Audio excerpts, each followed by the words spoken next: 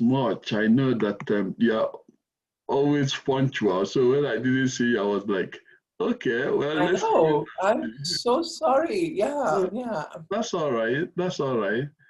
Well, it seems like we have some people already here, some familiar faces. Those of you that I know already, always striving for social justice for all.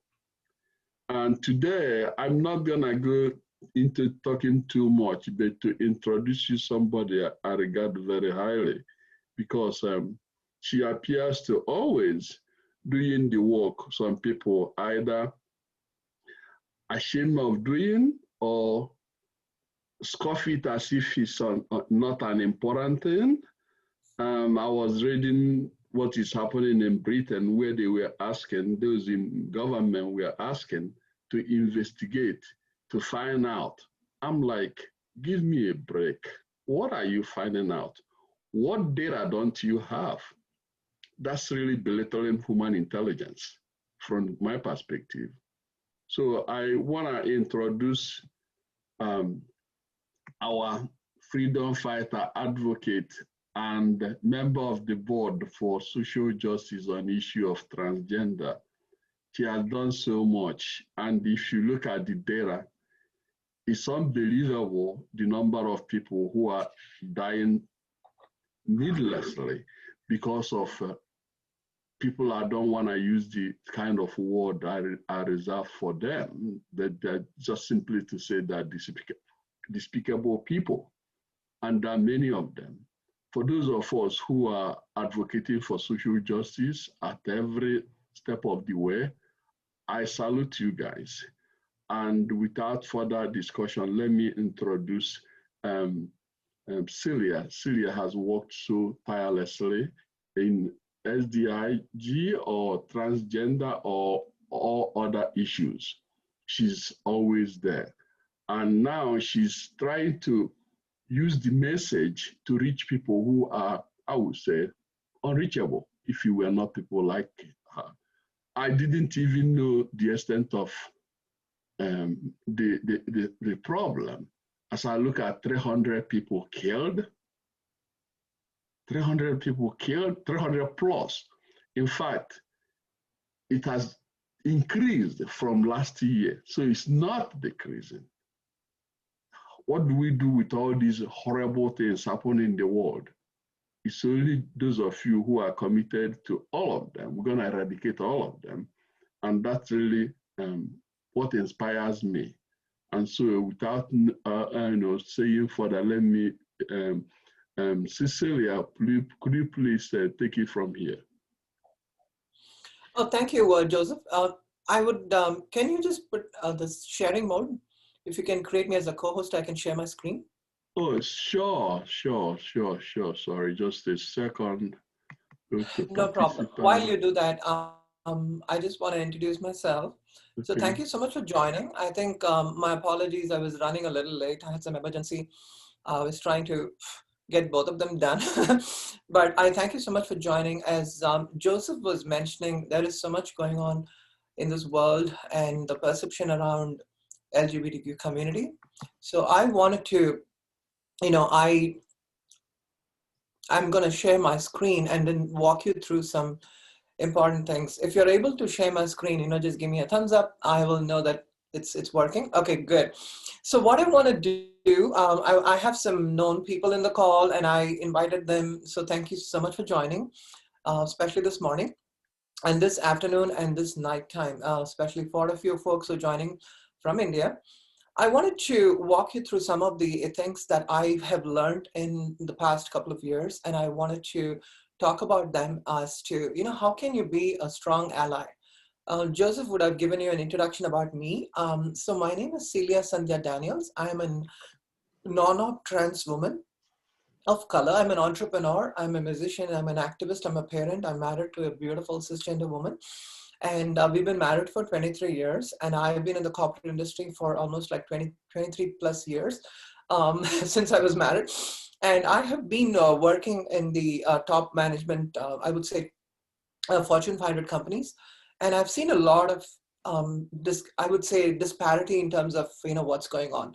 And so without further ado, I just want to share my story briefly, and I'm going to walk you through allyship. How do you build allyship, and what are the things you could do from a corporate perspective, from an organization perspective, from a community perspective. So while I was 4 years old, I always had this dream of being, so I'm basically, I was born and raised in India. I would say Chennai, if for the folks who are familiar with India. It's a southern part of India, and I speak Tamil and Hindi and also Sanskrit. So I speak 3 languages in India. I know how to read, not I can speak Sanskrit, but yeah, of course. I could read Sanskrit. And then when I was 4 years old, I told my mom I wanted to be a girl. My mom looked at the social constructs of the British government and said, you are, the someone who was waiting to be admitted. So I'm just also admitting this person while I'm speaking. My mom looked at the social constructs and she said, you're a boy and you cannot be a girl. I was always dreaming, and I was covering my head with my mom's sari, and I was pretending to be a girl all the time. And I didn't know why. There was no social media. There was nothing over there. Especially growing up in the early 70s in India, you can imagine there's nothing much going on there. And I was confused with my own life. I didn't know what I was doing, but I was more happier as in my preferred gender, which is as Celia. And I didn't have that name at that point, but I wanted to be this girl. I wanted to dream. I was dreaming about this girl. I was dancing around in my cousin's skirts, and I was just always pretending that I want to be this girl.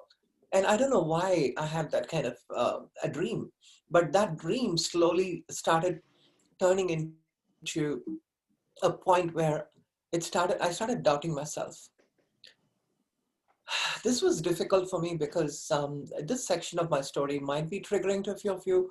But while I was in my 4th grade, my uncle molested me, and I did not know how to tell my parents about it because it was my mom's brother, much more closer in the family, and I was so scared to even disclose my being molested to my parents, and I thought I'll just dust it away. It's maybe because I'm different, they're doing this to me. Just 2 years after that, my cousin brother, again, he kind of did the same thing. He molested me. And I was so torn as a child at the time. I didn't know why these men were doing this to me. And I was so ashamed. I was filled with shame and rage. And I did not want to tell this to anyone because I took it upon myself. I said, they are doing this to me because I am different. And this is what happens to people like me who are different. And I couldn't associate myself with the Hijra community that they're the only people that I saw at the time because I didn't want to be begging. I didn't want to be beaten in the streets. And I was so scared to come out. So I just learned to suppress my femininity and I started surviving. And there was always this constant white noise in my head that kept on telling me that you are unworthy. You're going to hell. You're going to die. You don't have any hope. You're not fit for anything. That was always running in my mind. And that was such a negative, I would say, internal trauma that I was going through. And I didn't know how to put it, but that's the way it was always. And I was fighting it constantly. I'll wake up every morning as a child and I would say, I am going to be a boy today. I'm going to do everything that defines me as a boy. I don't want anyone to know that I'm a girl. I didn't want any attributes in my life. Though my anatomy wasn't doing justice to my gender, I was just fighting it really hard. And I remember a time I was so depressed that I used to cause a lot of self-harm to myself. There were times when I did that to myself. I didn't know why, because I was ashamed of this femininity. And this is something that was actually a mental stress that people were going through, but none of them knew about it. So I was always in doubt state of my mind, whether this is happening to me or not. Is this right or wrong? I used to go to the beach and cry because that was my therapy at the time. I didn't have any other place to share my difficulties that I was going through. and I couldn't tell my parents. And I remember in my ninth grade, I wanted to come out. Ninth grade in India is probably like I was 12 years old at the time. I wore a skirt and I wore a top and I walked out.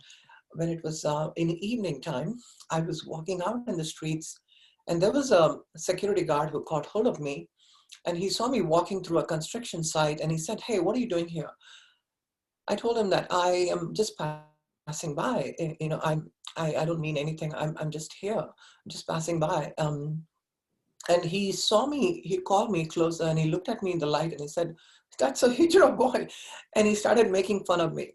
He used the most derogatory language in India, the most derogatory language they use for people who are transgender. And I was so upset because I didn't want to be called that kind of language. And I was standing there and I was so angry. And then he started laughing at me and he called all his friends. There were a lot of people who were drinking and, they came and surrounded me. I could smell the breath of the alcohol on back of my neck. They were really close to me and I was so scared. And I knew that day that they're going to beat me up. And they didn't do that, but they actually started asking me about my dad because they wanted to tie me up and take me to my dad. I was so scared because I didn't know, I have not done anything wrong. I wasn't stealing, but they made such a big noise that people started coming and it was drawing attention. So I found around 15 to 20 people, including women, are all standing and watching. I was publicly humiliated at the time. And I was so scared because I was thinking to myself as to, I'm just a boy, don't leave me alone, but they wouldn't, they were just making fun of me because I was so vulnerable. Fortunately, I spoke in Hindi and I walked away because I know it is funny now, but at the time I didn't know what else to do. I was so scared that I told them I want to go to the market. And they said, market is there. And I thanked them and I just walked away and I started running. Came home and I was afraid to live and I was afraid to die. I tried committing suicide. I have tried many ways. The easiest I found was just to choke myself to death. And I tried that and I went to a point where oxygen was running out of my lungs. And I was only, when I opened my eyes, it was just yellow all around me. And that's probably the sign of your last breath. I was so scared and I just pulled out my hand and I untied myself. I took off the plastic bag on my head. It was difficult times. And I just learned to suppress all my anxiety, all my shame. And I said, I'm going to survive. And I did survive. And I was doing well in school. I did well. I graduated. I did my master's degree in computer science. And I was working in one of the most prestigious institute in India, which is Indian Institute of Science. I was working in the crystallography lab. And I was focusing my mind on building molecular modeling and genome. I worked on the first human genome project that came to India.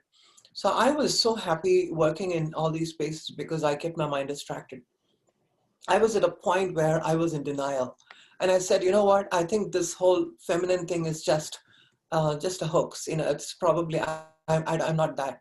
And I was just postponing what was happening to me, but I was just avoiding the trauma. I was avoiding any kind of fear that I was going through. And it really took me to a point where I even thought of getting married.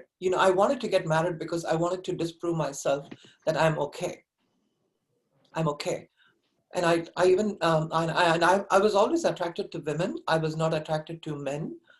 So that's one of the reasons why I was so confused about my gender, because I wasn't gay, but I didn't know why I was always wanting to be a girl and I was attracted to a girl, which was confusing to me.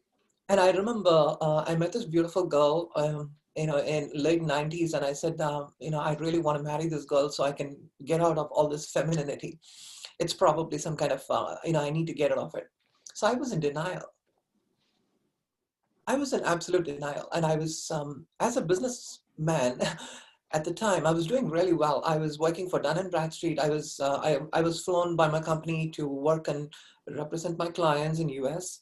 I did very well in my job and in my profession, that I was really working, and most of the companies, most of my clients, I was doing very well in my job. And whenever I used to go to the hotel rooms, I will always sit down and cry. because I couldn't be that girl that I wanted to be. And I was suppressing my femininity with so much of masculinity that I was embracing masculinity. I was looking for masculinity. It's like, I want to be a man today. Though I have given presentations in a suit, when I went back to my room, I was just wearing a dress and crying. And sometimes I used to feel like I was in denial. I couldn't tell my wife because she was new to this country, and I also had a child at the time, and I was a dad actually, and I didn't know what to do, and at the time it was only about cross dressers, or it was being a transsexual, and that's all we knew. I came out to my wife and I told her, sweetheart, I'm going through a problem. I want to tell you that sometimes I wear women's clothes. She freaked out. She said, oh my God, I didn't know you are one of those.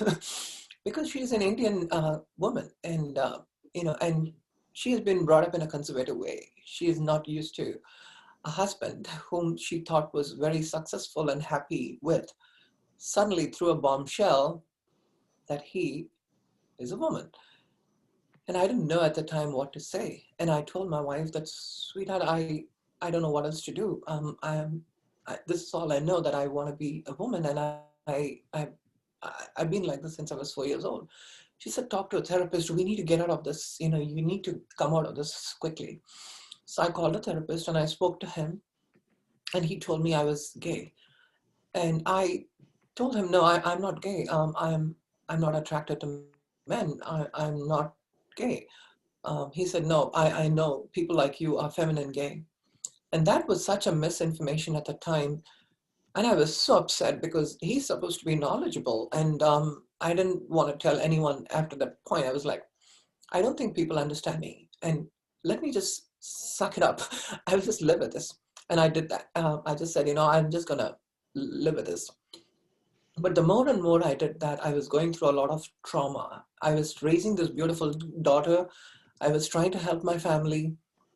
I was trying to justify with my wife as to what I was going through. I had to provide for my family. At the time, I was still struggling inside, and it was such a difficult time for me.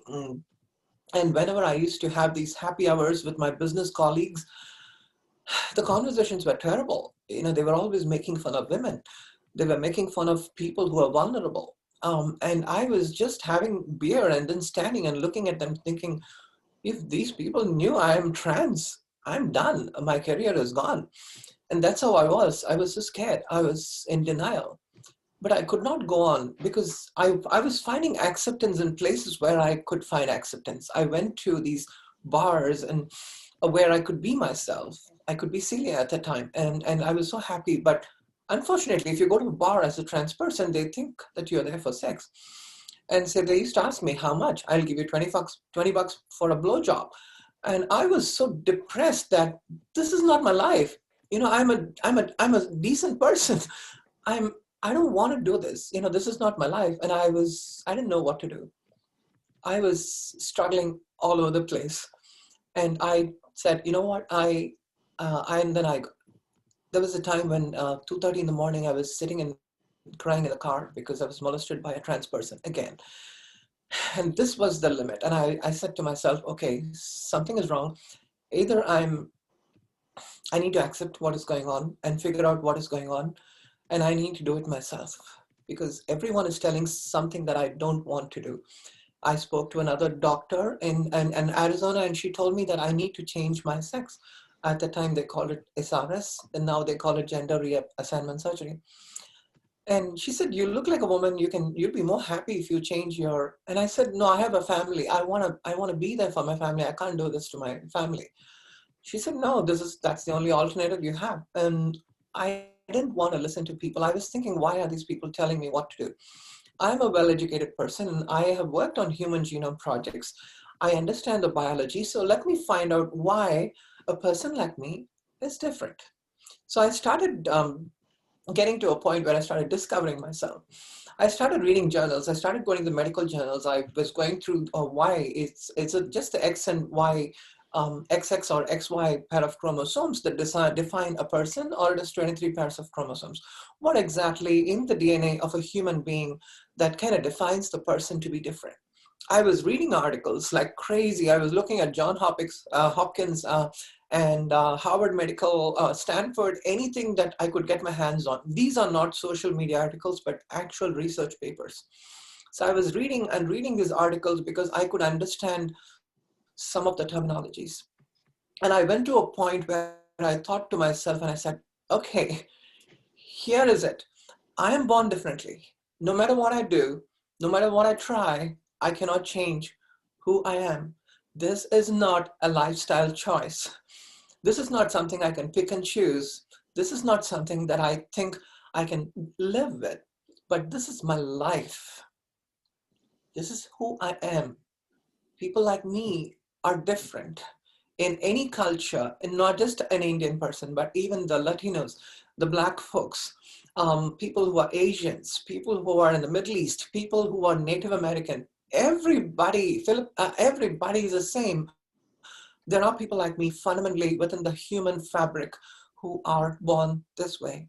And finally, when I really accepted that, I saw a lot of light.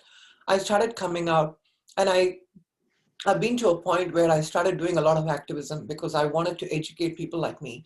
And what I always heard is, you need to transition, you need to transition. And I told them, no, I don't want to transition. What if I don't want to transition?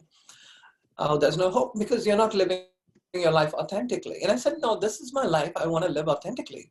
How can I do it? And I just created my own space. And I said, you know what, I'm not going to be accepted by even the transgender community, sometimes because they don't know what I'm going through. So I need to educate them also that there are people like me who are non-op trans, who don't hate their birth gender, the gender that they're born, they don't hate it. But they prefer to be in the feminine gender, which is called mostly social transition, I would say. And some of them are medically transitioning because of the journey in their lives. And I became an activist. I was doing so many things, not because I chose and I said, oh, I'm going to be an activist today. No, I think it just came organically in my life that I wanted to be an activist. And now I came out to my daughter when she was 15 years old. Um, and my wife, I've always been trying to come out. And whenever I came out, being an Indian conservative woman, she was not able to accept the fact that her husband was different.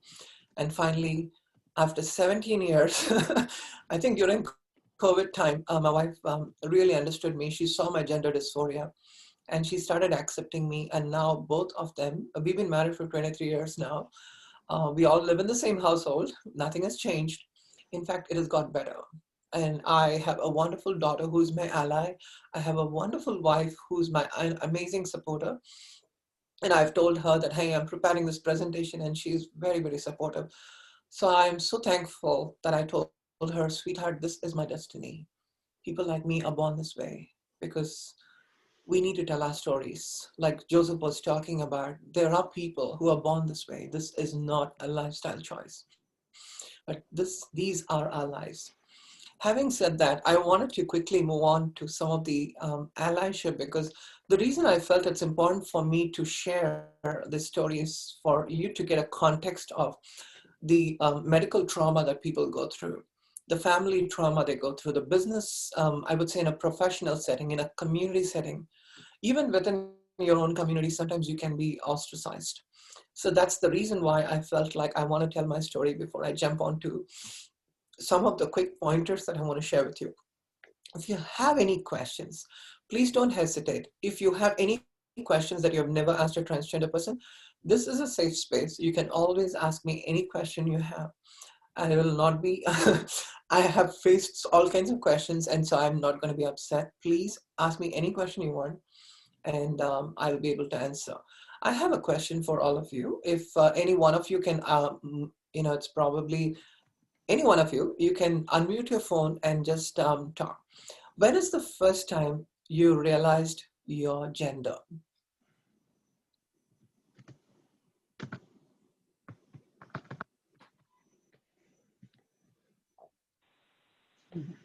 Also, I was clear from a very young age. Oh, okay. Miranda? Yeah, I was very clear from a very young age. I loved being a girl, and I loved everything that sort of kind of culturally went along with that, from the standpoint of where I grew up and what that meant. And there was just never any questions for me. Thank you.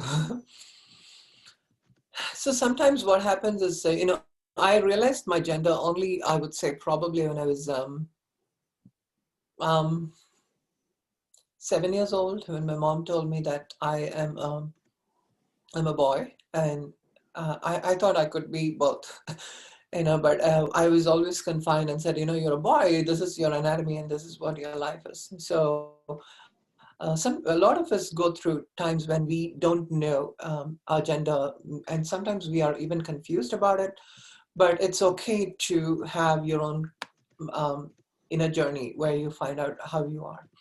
I want to talk a little bit about being an ally, and especially if you are allies, I wanted to focus on, the ally acronym is acknowledge your privilege, listen to your community, learn and unlearn, and initiate tough conversations, educate those around you, and also support by getting involved. So that is a quick definition of allies that I wanted to lay out in front of you.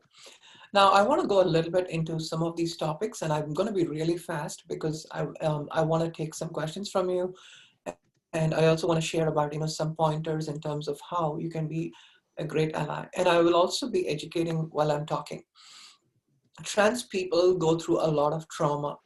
And, there is always a fear of 30% of the trans workers being outed in a job or losing their job. They get bullied.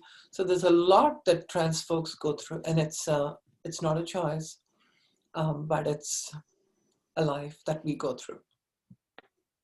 People always have this perception about, when they read you, they want to box you into some of these quick boxes. They always have a way to study you and say, oh, you're a Christian, oh, you're a Hindu, you're a Muslim, you're tall, you're short, hey, you're fat, you're thin, you're non-vegetarian, you're vegetarian, maybe, so automatic, manual. There's always little boxes people always put you into because that's the way they can relate to you. But when they find that they're not able to put you in a box that they have created, then they create their own boxes. And those are called unconscious bias or biases. And we need to be very careful that trans people are not boxed into this little thing called transgender, because you have intersectional identities, and sometimes people don't even realize that I'm a parent. They don't even think that I'm married and I can have a decent life. They think Celia is a transgender person, and that's all they can remember. Now, you have close to, I would say, 7.5 or 7.8 billion people in the planet today, and everyone is different. All our thumbprints are different because we are born that way. And it's so important to understand that there's a perception, right? If you're a guy, this is what you do. If you're a girl, this is what you do. And there are colors associated with it. There are activities associated with it. There are, I would say, roles associated with it. And this is how a lot of them are being perceived today in our culture. Now, one thing which I want to let you know is gender identity comes at a very early age, but acting upon it can take probably any stage in your life. I'll give you my example. I knew that my gender identity was probably, I would say when I was 4 years old, I knew I was different, but acting upon it took a long time. It's a process. Sometimes people don't realize it. They don't realize because they think it is, sometimes they live in denial like me. And that's why I walked through this 5 dimensions to help you understand why I was different. The other fact that I wanted to talk about is coming out process. Coming out is not easy, being trans, because it's very shameful. You have to change your appearance. You may have to be someone else, and sometimes it's very difficult to come out. And a lot of times you come out to close friends, you don't even come out to the family. And then you come out coming out at work is probably, I would say, the last thing they do, because they want to come out first with the family. Sometimes they don't even come out. Sometimes they come out to just a few friends. So there's always a dilemma, when you have to come out, and they deal with it in a very different way. The second thing that I wanted to focus on is listen to the community, listen to people, trans folks and gender non-binary folks when they tell you something, because that's exactly what I was going through, and I was scared that my parents will not listen to me, because they were conservative Christians, and Bible said, I know people like me go to hell, and it's just the perception that they created. And they said, if you do this something wrong, if this is right, if you do this one, it's wrong, and this is right. And for me, when I looked at Deuteronomy verses chapter 21, it always said a man should not wear women's clothes. And I said, okay, I'm done. I'm going to hell because it says that. No, actually, it was very different. In the Jewish customs, there were a lot of things which I don't want to go into, but it was written for that culture, for that age and that context. Because if you see in Jewish culture, men and women were wearing robes. All of them were wearing robes. So why did they say men should not wear women's clothes? I didn't get it. And I probed deep into it because sometimes men were pretending to be women and they were going into the harems and having sex with women. So they were very different concepts, and they didn't want women to be defiled by people who were cheating there. So there were lots of things that was written and taken out of context. Even today, people preach that from the pulpit. They refer to this chapter. The reason I wanted to give you a little bit of that is because there's so much of things that people don't listen to. They don't really ask questions because these topics are a taboo. They don't want to go there.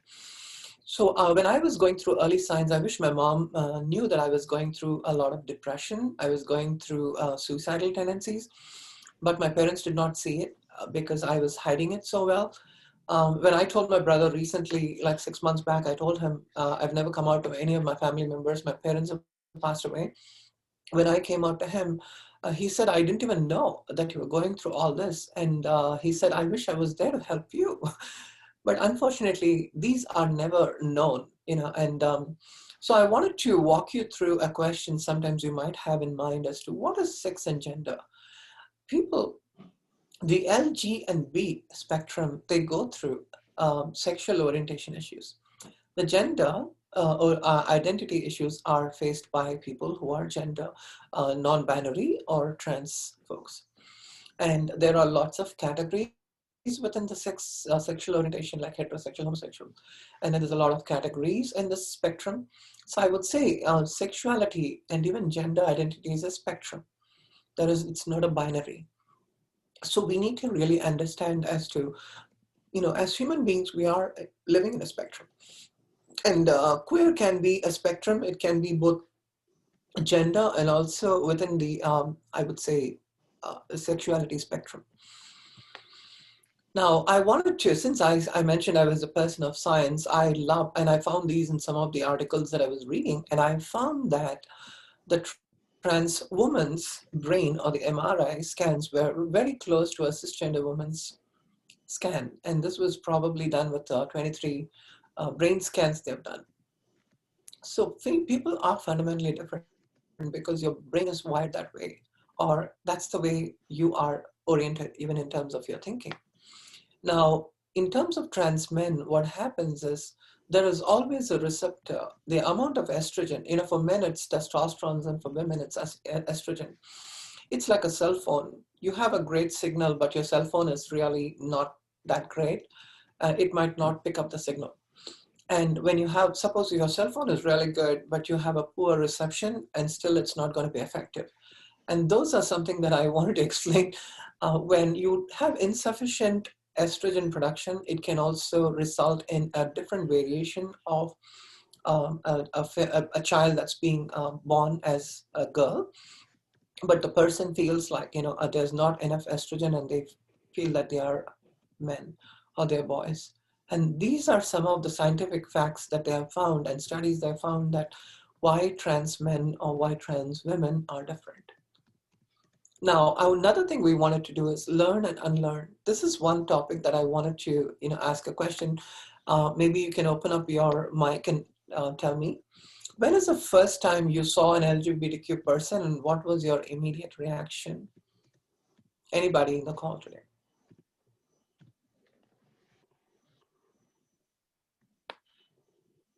Me, probably high school. And I was just curious. They seemed like a lot of fun. I didn't I'm just somebody that's accepting of people, but I definitely saw people make fun of them in the past. But that was my immediate reaction. They look like a lot of fun. Yeah, I know, Sushmita, you were opening up your phone. Yeah, yeah. So I had come across while growing up, yeah, maybe in my early teens, and I am from India. So in India, if you see, maybe sadly we find a trans person in the signal or in public places where they mostly like appear. I mean, my curiosity was that a person is healthy, is well built, is so good looking also in most of the cases, but why are they in the streets? I mean, begging, like, while many of us in the same way we are working and earning.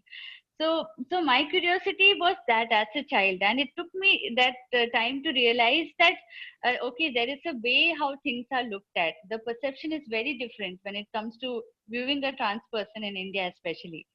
So that was my initial exposure, the whys behind many things. Yeah. Yeah, thank you for sharing that, Sushmita and Stacy. I just wanted to move on because we all may have encountered trans folks in different ways too. Because if you see the media today, sometimes there is a wrong representation of the trans community, the LGBTQ community. They always show like the gay folks are very flamboyant and they're so much fashion oriented. It's such a wrong perception, in my opinion. And then they show trans women as always drag queens or sex workers. Such a wrong perception in the media. And I have been in forums with Hollywood. My friends are in the events. I've spoken to certain media companies where we have even trained when you're writing a serial or when you're writing a show, how do we be more careful about portraying trans community in a better way. And I've done that through Transcan work because we are educating the studios and the writers also. So that's something that we need to change because even in India, the perception about trans community or the trans or the gay folks on the media or when you see them in a TV show, it's portrayed in the wrong way. And that needs to change because sometimes that's the only way people will be looking at a trans person or a person who's gay. I wanted to walk through some of the really essential ones that maybe we don't know, and maybe you know this about trans person. Why we are called a cisgender, I mean, why we are called transgender, and then you have cisgender. If you're born and you identify in the gender that you're born, you're called a cisgender. Suppose you're a man and you identify as a man, you're called a cisgender person. And these are medical terms. So transgender person is a person who is born in one gender, but they choose to be in a preferred gender, which is different from the gender they are born. They call transgender. This is the right way to address the transgender folks. This is something that I found during my study and during a lot of my medical research. I found that there are 3 types of trans people. You will never see this kind of article anywhere because people don't talk about this. There's a non-op, a pre-op, and a post-op transgender. Post-op transgender people who have transitioned medically, and they're taking hormones and they're living the life probably in a legal transition, social transition. They are living the life as in the preferred gender. It could be both ways, right? Male to female or female to male. And pre-op transgender folks who are taking hormones, who are taking, I would say, they're looking at they have not done the surgery yet, but they're called GRS is gender reassignment surgery, and that's why it's called GRS. So they're looking towards the gender reassignment surgery, and that's what they call pre-op transgender. Non-op transgender, that is me, I have not transitioned medically, but I've socially transitioned. And I have not taken hormones. I might take hormones, but I really didn't feel the need to do it because I have medical complications also in my life. I have irregular heartbeat. I just had my angiogram. So, I mean, I'm going through a lot medically, but I didn't feel the need to. So if you don't have to completely medically transition to be a transgender person. You don't have to. If you don't identify in the gender that you're born, you're called transgender, period. It's very simple. And sometimes people overcomplicate this. They are like, I don't think I'm full-time, I'm part-time. There's nothing like that. If you don't identify the gender you're born, that means you're a transgender person. You may don't want to express that. You may don't want to agree to that. You might be still in denial, but you are what you are. You cannot change, because I live that life. I don't want to be a transgender person.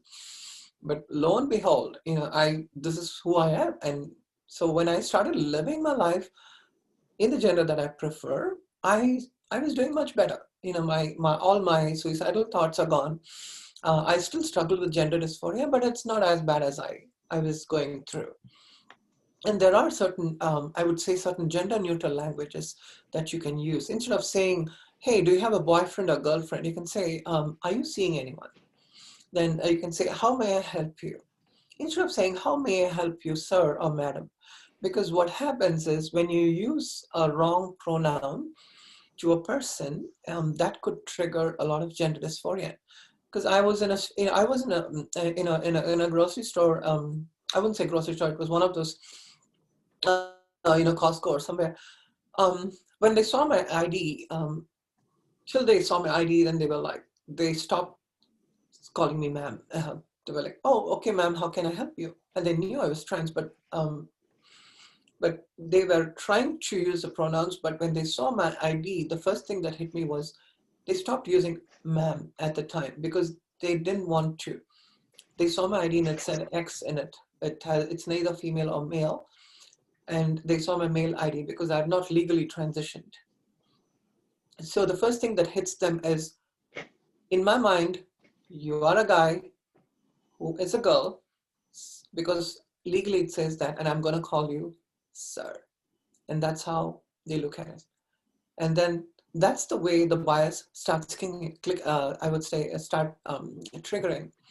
So even though you try to pass, I don't want to pass. I was always worried about, I want to pass as a woman. And I decided that I'm not going to pass.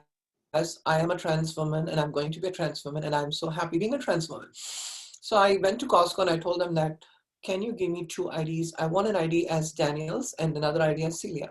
And they said, ma'am, we cannot do that. That's not what we do. And I said, why not? The world is changing. And sometimes I come to the store as Daniel, sometimes as Celia. And the manager looked at me and then he said, okay, I will do it. So he gave me 2 cards. So you can make a change if you want to. It's possible. It's possible. It's just a matter of learning. So always use a word as transgender women, not transgendered. That is nothing like transgenderism. Transgendered, these are wrong terms to use. And also, if you make a mistake when you are calling someone, it's okay. Suddenly if you say, oh, I go by they, them pronouns, and if you're calling me she, just because of how I look, don't assume, but it's okay. I can say, I'm so sorry. I'm so sorry. I made a mistake. And it's okay. It's okay to make mistakes. My wife is still learning, right? She's still learning to so many things that I'm going through. And she said, I really can't get that they, them thing. It's so hard for me. And I said, it's more like a Shakespearean language. That's how they used people. They said, thou art, they, thou. That's how they were. Most of the English King James Version, if you read, and if you read some of the old Shakespearean language, that's how it was. People were addressed. So it's okay. It's just a matter of learning. And so if you make a mistake, it's okay, but acknowledge and move on. Don't just keep dwelling on it. And when you're not sure what pronoun to use, the way I would do it is, suppose you see a trans person in a store and you want to pick up a conversation, the first thing you can do is you can say, hey, my name is Miranda. I go by she, her pronouns. Or you can say, hey, my name is Miranda. I go by female pronouns. And then how about you? If you ask me and I'll say, oh, I'm Celia. I go by she, her, and they, them pronouns. And be like, oh, that's great. Now, what that actually does is it opens volumes of discussion. It also gives the trans person the assurance that you understand and you respect them. And that's why pronouns are so important. And it's very easy to always ask them that question. But first you have to say, you cannot assume. You don't want to call somebody and then say, oh, I thought you are actually she. No, you go by they, them pronoun, because I made a mistake too. When my friend, she came out, I thought she's going to be called as he because she was coming out as a trans man. And then she said, no, Celia, I've chosen not to be a trans man, but I'm a gender non-binary. And I was like, okay, so what do I call you? And she said, no, my pronouns are they, them. And so I made a mistake by calling her he. because I thought she's transitioning. I made a mistake. I said, I'm so sorry, I apologize. And she said, no, it's okay. So I make mistakes, even being in the trans community. So if you make mistake, don't worry about it. Just acknowledge, move on. And that's what people want to do. And I use this quite a lot because I used to say, hey guys, how are you? You know, I stopped using that, and I'm also teaching my wife to do that. So the way I say is, hi everyone, how are you? Hey folks, how are you? So I use different ways of addressing a gender. I mean, it's also good because if you have women in your meeting room and you have men, you don't want to say, hey guys, how are you? Because that's a very lazy way of addressing people. It's the Californian way of addressing people. Hey, dudes. And sometimes even girls like to be called dudes here. It's like, hey, everyone is dude. No, it's not. That's actually very derogatory, I would say. But it's fun, but it's not a great usage. It may be okay with the teen circles. I'm teaching my daughter as well. She's 20 years old. So I teach her these things, and I teach her that, use gender neutral language. That's more important. And there are, as I mentioned earlier, there are certain terminologies we can think about it. So we don't use the word sexual replacement surgery, which is SRS. We call it as gender reassignment surgery because you're not replacing their sex, but you're aligning them to the gender that they prefer. And that's why it's called GRS. Now, don't include people, always integrate people. Including is different. It's like, hey, I'm going to the store, do you want to join me? Hey, I'm going to a coffee, do you want to join me? That's inclusion. Companies only do that today. Integration is different. The integration is, we, every morning at 10:30, we meet at Starbucks or we meet at Coffee Day. Would you like to join us there? And it's in this particular intersection. And that is an integration. That is a process that you put in place. And companies don't do that. They are always reactive. There are companies that have policies, but I've seen them as they're so happy to get the policy and their corporate equality index to 100% because HRC gives them, they want the numbers, but they don't live up to the numbers. So that is another thing that I've seen, a lot of discrepancies. So you have to be very clear about your HR policies. You can't just tell a trans person that, oh, we are so open, we are so inclusive. Okay, so do you have gender neutral bathrooms? No, we are not. We don't have that, but we are thinking about it. It's okay to say that. Instead of saying that, oh yeah, we are so good, we are inclusive, but we are not planning to have a gender neutral bathroom. Now, those are not great conversations. You need to be transparent and you have to always show that you're willing to change, willing to learn. And that's how your HR, legal, and your corporate policies have to be maintained.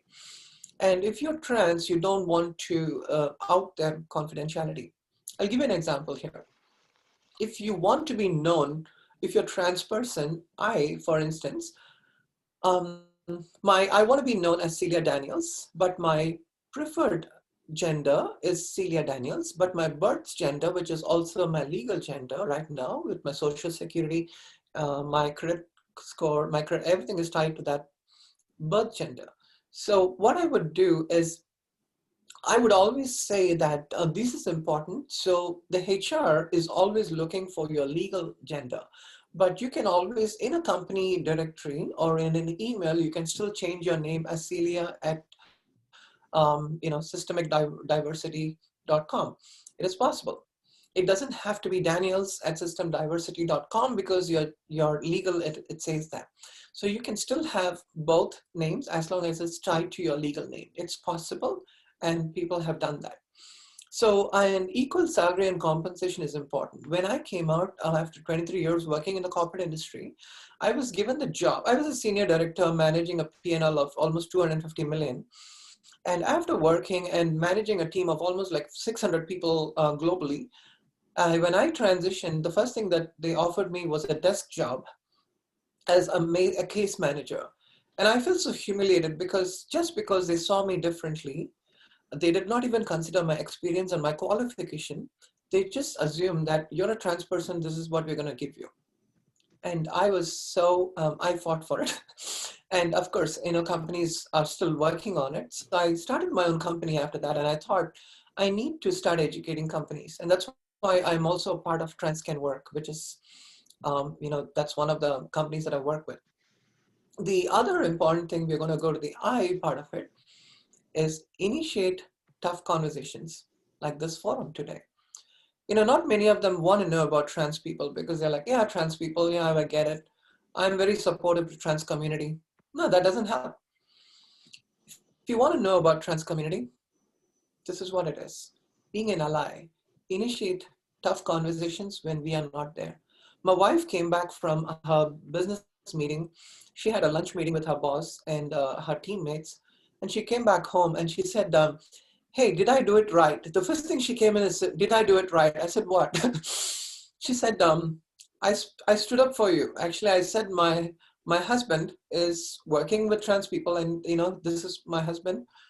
And I stood up for you. I talked about trans because the conversation came about how difficult it is to use the pronouns, and I stood up for you. Is that the right thing to do? Did I do it right? And I said, that should do, babe, that should do. It's like, the Babe movie. That'll do, pig, that'll do. So my wife and I, we talk about it, we laugh. But I thought it was really sweet of her to say that, because she came back and she kind of lifted my spirit. And I said, you're trying, whatever you do is fine, it's okay. And I'm so proud to have such a beautiful family. But initiate tough conversations. 34 transgender women and men and gender non-binary individuals were killed in 2020. It was 27, it's close to 28 this year, plus including the Puerto Rico and other places, which are other territories. We have close to 34 individuals who were murdered this year. The hate level is very high. If you see Brazil, it contributes to a lot of global death. Almost a lot of global death happens in Brazil. People are getting murdered. It's because of so many misconceptions that are happening, and it's just going on and on. What can you do? Toxic behaviors are so important. You want to look at toxic behaviors in a company. You want to watch out for conscious, unconscious bias, and you want to stand up for trans community when they are not there. Because it's easy to talk about a trans person when they are in the room, the whole another conversation when they are not in the room, to stand up for them. And that is really important.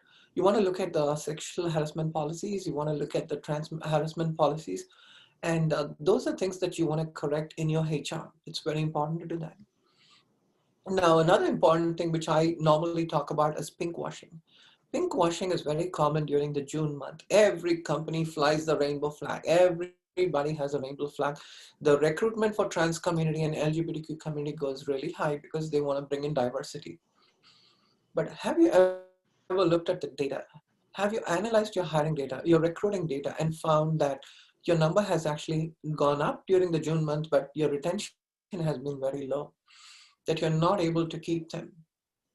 The attrition has been high, and they have left your company because you're not ready there. You're not ready, you're not there yet. And so though you claim to be an inclusive company by pink washing and by putting all this branding, you really are not. So you may want to look at it. If you are a company that is inclusive, make sure that you include people. Make sure that you have the right kind of people before you bring in those policies. Restrooms and lockers are really important because you want to have a gender neutral restroom. If suppose I go to a job and they tell me that, oh, you're gender non-binary or you are a trans person, we have a bathroom for you, but you might have to walk to 2 buildings away from here. Civil rights violations. Have you seen Hidden Figures? The movie Hidden Figures. That's exactly what is happening today. Even the simple right for you to go to a bathroom when it is violated, that is a human rights violation. Nobody is causing any issues in a bathroom. I go to a bathroom, I sit and I do my job, and I clean my hands and I walk out. And I make sure that someone else can use the bathroom after I leave in a clean way. Because I care for humanity. I'm not there to cause a problem. People don't get it.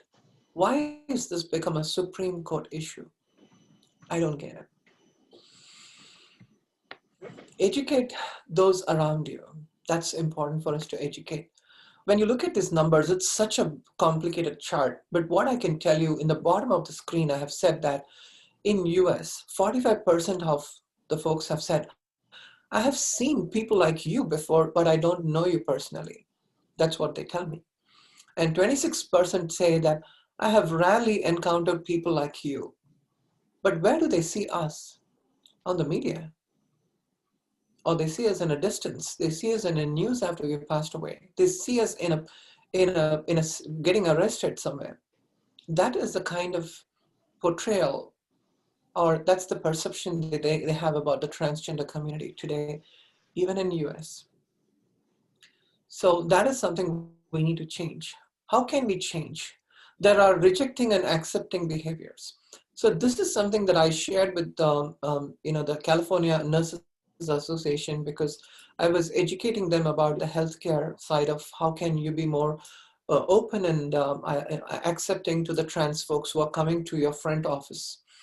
So what I talked to them about is rejecting behaviors and accepting behaviors. You have a much healthy outcome if you have rejecting behavior. I mean, if you have an accepting behavior. And then we talk about rejecting behaviors. These are all the risks that they go through. The more and more we accept, the more and more we learn and try to act upon it, you have a much better outcome. What are the coming out considerations? I want to say that if you have challenges, people have these challenges because I had a challenge, the reason is because I was thinking, what would my wife think about me? What if I come out, am I going to lose my family? Is my wife going to divorce me? There are lots of sense. Are my friends going to reject me? People are going to judge me. Is my boss going to judge me because I have come out as trans? Am I going to meet my numbers this year? What about my vital resources? Will I lose my health care? Will I get bullied? Will I get abused in a bar? Will I get discriminated whenever I walk through even my grocery store? There are fundamental issues and considerations and challenges for coming out. There's so many things. But how can we change it? When you look at what are the ways in which you are accepting to a trans person, it gives them empowerment. It gives them a whole lot of self-esteem, and it strengthens your relationship with your family, with my wife. It reduced a lot of my stress. During COVID, my relationship I was already going through a lot of stress, and gender dysphoria and lack of acceptance was, when I saw that within a lot of transgender community, I thought that has to change. How can we change, educate the parents so that the children are not going through stress? We want to make sure that this can be changed. Corporate trainings are really important. All the trainings that we are having, it should not just be for your mid-level, but lower, mid, and upper level management. You want to train. You have your training manual, induction manual, or orientation manuals. You have to have policies mentioned that. You have to have sensitivity trainings in your D&I programs. You want to introduce the training programs that actually have a lot more mentorship for trans community. And also, there are ways in which you can do it. You can have really, really good I would say a corporate training material. One of the last thing that I wanted to mention from a corporate standpoint is change doesn't happen because you're sending out a memo and saying, hey, let's make a change. No, change happens from the heart of the employees. If your colleagues, at any level, lower level, mid-level, upper level, and I would say the change needs to happen at the boardroom level. And it's not happening today. We still have problems with women in the boardrooms. How do you think trans people are going to be in the boardrooms making a change? But it can happen. We have our first senator who is trans from Delaware. There is change. Change can happen. I can walk into Costco and ask them to change, and they have done it. Change is possible. Change is possible in the school boards. Change is possible in the healthcare. Change is possible in the prisons. Change is possible anywhere. It's just that we have to try, and we should never give up. Support by getting involved. This is something that I know people say that, oh, I support the trans community. No, support is to go through the entire process of understanding, listening, learning, and then you want to support. You just don't want to support because you're just being very dismissive. Don't just support trans people. If you're just supporting trans community without knowing trans community, please learn. Please stop supporting and please take time to learn. Take time to listen to them and understand them. You will be a lifelong ally for them. Not just support them because you're emotionally having an outburst and you want to support trans community. That doesn't really help. So get involved in the community. If your company is involved in the community, you have a much effective way of being an ally. Your company cannot be, because your people, your employees are in the community. When you show that you care, when you have AIDS walk, when you have breast cancer awareness, when you have so many activities that are going on in the community, please be involved in the community before taking it to the corporate level. Changes don't happen in the company without being involved in the community. And companies that have been involved in the community have been very, very powerful and effective. So that is really important. So this is a cute picture which talks about, being an ally. It's sometimes you just start by saying that, oh, I'm just here to listen. I don't know. I'm just learning. I'm probably not even an ally. It's okay. No matter where you are in the ally spectrum, just start somewhere today. If you have not been an ally for the trans community, just start somewhere. Sometimes your parents, your brother, your sister, your siblings, your boss, your friends, your co-workers, your neighbors can be your ally because they understand you. And that's the most important thing. And when you become an ally, you start becoming a super ally. See, though I'm a trans person, I have more concern for the Black community. I've been working with Black Lives Matters. I didn't understand the issue that they were going through. So I started learning about it. I started reading articles. I started asking a lot of my Black friends as to, where do you think I can help you? The first thing they told me is, don't be a savior. We don't need saviors. We want you to speak for us where we are not there. And that was a big awakening call for me. When I spoke to one of my trans Black friend, he told me that, look, don't be a savior. Speak for me when I'm not in those spaces. So I started standing up in the Asian American community that I'm in today. I started standing up for the Black Lives Matters. And when they said, no, Brown Lives Matters, I said, you guys have no clue. This is why Black Lives Matters. I was able to explain to them in a very concise way, in a much gracious way that they understood. And then they said, yeah, I understand. I don't get pulled over by the cops because, I get it. So there sometimes we have to patiently and diligently and being cognizant of the fact that we want people to change. We don't want to upset people. We don't want to leave someone with arrogance. But if they are ignorant about something, we want to educate them. But there are people who are arrogant. It's okay. We cannot change them. I know I've just been going really fast on this. It's been a very fast ride. I wanted to pause and then take some questions. And I hope this session was helpful. It's not something that we have not heard, but it kind of gives us a very, I would say, a kind of refresher for you. So thank you so much. And if you have any questions, please let me know. Wow. Well, any questions? Cecilia, if a person came up to you and asked you, what one thing can I do to support trans persons and the trans community better, what would be your answer to that? I would say that, just the one thing they can do is to speak up for trans when they are not there. And so to speak up, you have to learn and understand and listen. You have to know about the trans community. Because usually when you want to do something for trans community, I would say the best way to start is to listen to that story and also change you can say like this, you can say, hey, my name is David. I go by he, him pronouns, or you can say I go by male pronouns. How about you? Then that is actually a conversation starter. And as soon as you say that, what happens is I then immediately react and say, oh, my name is Celia, I go by she, her pronouns. So that is the first way to say that you're an ally. It's such a simple way. And even in your email signature, if you have it like David Rawl, and then if you put he, him pronouns, it actually tells how much you care for the trans community. Because that is one way to understand. That's the starting, I would say, to be supportive to the trans community. And I've seen a lot of LinkedIn folks are now changing their pronouns to he, him. And, my wife one day asked me, why do people put she, her? it's obvious that I'm a woman. And I said, no, sweetheart, this is why. And then she was like, oh, yeah, I now get it. I mean, of course, she's also learning. She's a cisgender woman. And I hope that helped, David. To start with, that's probably you can do that. And then the ally, I walked through the entire spectrum of, how can you be an ally?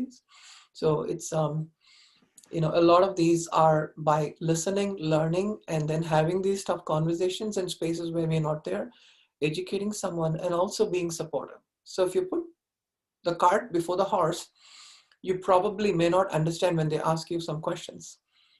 They'll be like, why are you supporting these people? They are just having a great lifestyle. Then you can tell them that, it's because, of these things. I listen to a trans person, they're going through actual issues. The suicide rates are high. They are struggling. There are healthcare policy issues. Even the basic fundamental bathroom rights are taken away. And I think it's important for us to support them. Now you have facts to support. You're not just supporting them blindly, because you have facts, you have listened to their stories, and you have a much better way to express how you want to support them. And people listen to you when you give them numbers and facts and say why you're supportive. I've had this conversation in a lot of Christian community. What they do is they tell you, oh, this is the lifestyle they've chosen, and that's why they're struggling. No, I tell them that, no, they don't choose this lifestyle, and they're born differently. Why? Because of these things. I explain it to them. And then they don't have any words. You can't be hateful in a religious background. So, I kind of help them out in those conversations. Well, I know a lot of questions here. Well, I'm just wondering, we talk about inclusion. Of course, intersectionality is one of those things that tend to bring all kinds of pains and try to show how it may in fact impact one person positively, impact the other person negatively. But by and large, we have to be sensitive of this. But what would you say to someone who would say that he or she may be a little confused when we use the word inclusion as to comparing it to what you use, integration? How would you distinguish that? Inclusion is basically telling people that, we are an inclusive company, because I've seen in the McKinsey report, when diversity, every company likes to have a conversation on diversity because they like to have those conversations. When it comes to inclusion, the numbers are dropping down there. It's like, yeah, we have to include them. Yeah, we understand we need to include them. Now, when you come to integration, what you do is you go to the culture of the company. You go to the point where you start looking at the existing gaps that you have in your HR policies. You start looking at, where can I make a change in my policy today, which is legal, security, HR, and corporate-wide policy that can actually integrate this topic. For instance, if you have bathrooms, gender-neutral bathrooms, how do you actually integrate it into your policy, because it has never been there? That's never been a culture of your company. Now, integrating that policy is so important because it goes into your framework. It kind of goes into the bloodstream of the company. Inclusion is just saying that you have a bottle of blood for you. If you have a problem, you come to me. We can do that. But they're not ready yet, but they're just talking about it. They want to give you the right dosage when you have a problem. When you really have a problem, or when you see that there is a problem and you want to change your framework of the company, then you start really, really making a change. Changes are really difficult. Changes are hard to manage. Changes cost money, but changes are long lasting.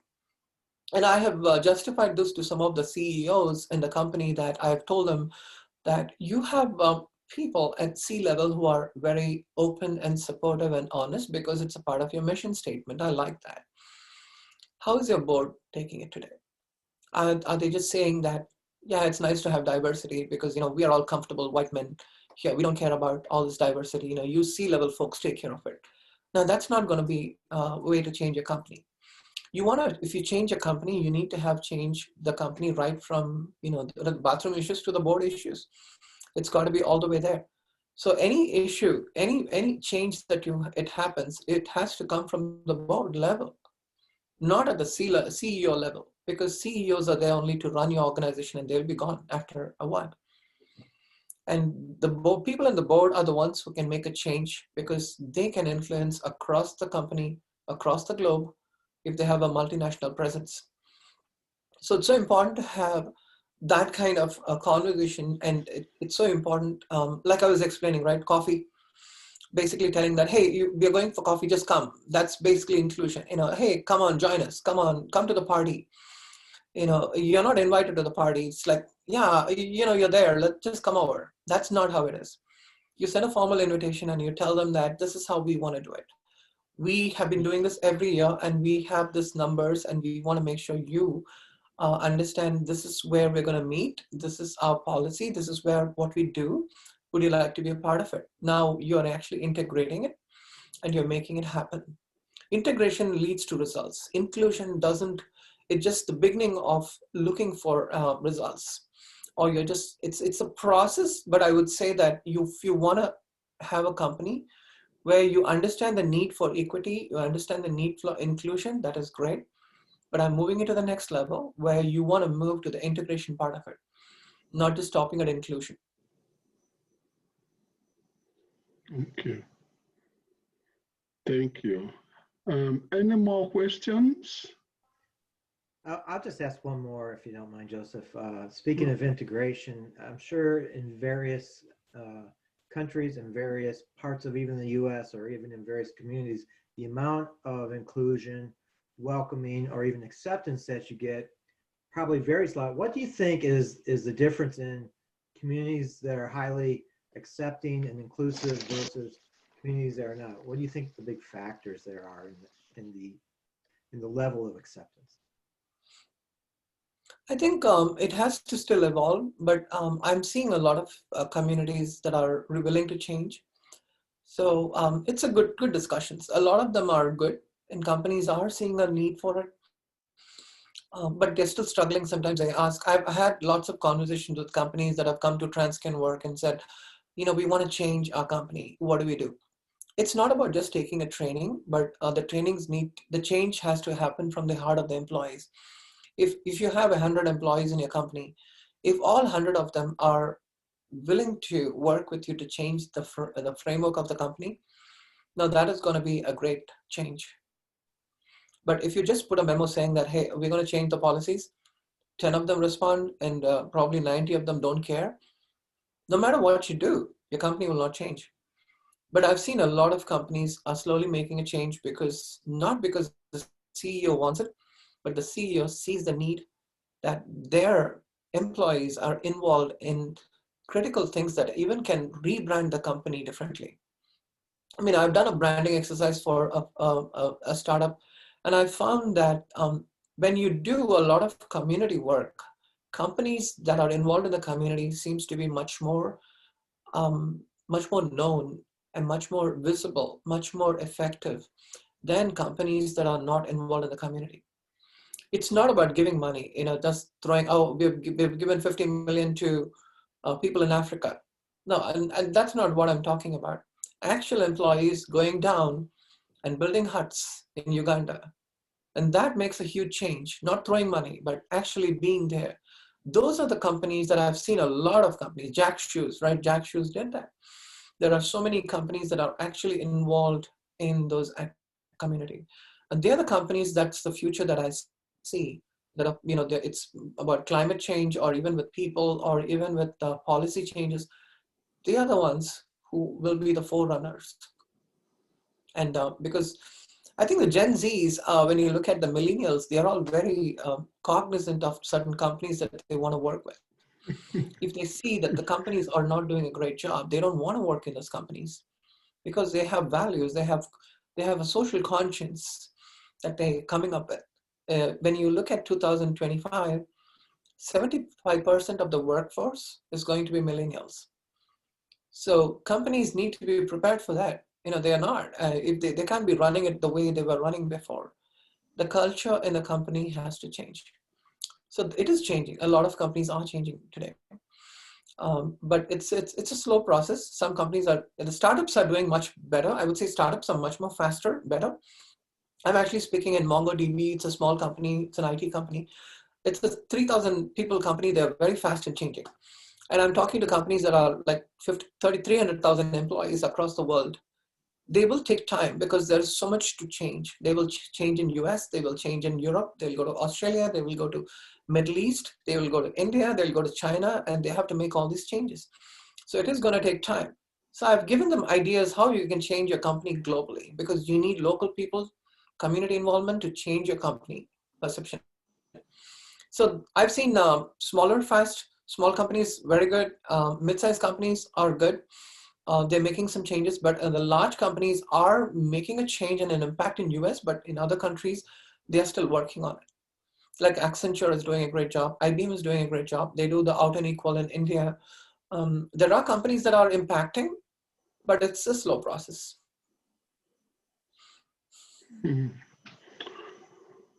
Well, in the absence of questions, I want to thank you for your courage. The fight you're going through is not an easy one, but we will continue to work in any way we can to support that position. No one deserves to be looked down or marginalized, not for whatever reason, but that's sometimes what we see. So I thank you for, championing this. Joseph, there's one question that I wanted to answer. It's by Ying Chu. Okay. Ying Chu has asked, how can we improve the psychological safety in workplace for diversity? What are the tips for people who are not familiar with transgender to be more mindful? I think education and training is really important, as I was talking about, because training and education, suppose you're having for a disabled community, and even for the veteran community, training and education is a little bit different from, because every intersectionalities, like every African American community, the issues they have are different. Veterans, they're different. Disabled folks are different. So transgender community, they are dealing with certain issues. It's different. So it's important to understand what are the things that we can make it more effective. So in the transgender community, it's not just about social transition, the medical issues they're going through, the benefits. Mental health is so important. So there are lots of focuses that you can have on those areas. And I think that's what will make it more effective. If you want to make sure that, you want to help a particular community, then you can start with, especially in those small sectors. But I would say a lot of them is about education. Early education is so important. In the schools, when children come out, they get bullied and they don't want to come out because they get bullied. I was scared to come out when I was a child, right? I was like, oh, I'm not coming out. But I know a lot of parents are worried today because the children are getting bullied at school because they look feminine, and that's the way they're born. Sometimes, I think that education, the empathy has to develop from schools, and early education really helps them. So I think, there's a lot we can do there in that space. Just thought I'll touch that point quickly. It was one question that I saw. Okay. The other thing I want to add is to everyone, as we are on this trajectory for change, to better treatment of our fellow human beings, I urge you to always keep your eyes on things that will be coming up. We have something coming up on education on the 19th. Unfortunately, I can't give you the date, but it's going to be put out soon. And if you have ideas that you think that could continue to move us towards peace, equity, and social justice that you particularly want us to expand on or see more of, feel free to contact us and we will put that, as part of what we do. So in absence of questions or any other thing you may have, of course, you can write us and let us know. You can write via email, or you could send me through the LinkedIn, or send us through our new approach. Now we're using what they call team, where we are working really hard to be engaging with more people, and we are moving towards the end. So in absence of questions, that's what I have. And thank you so much for coming. Thank you so much. Thank you, Joseph, and thank you everyone for this beautiful morning and evening and afternoon. Thank you, and have a wonderful rest of the day. All right. Bye. All right. Well, you all take care, and that ends this session. All right.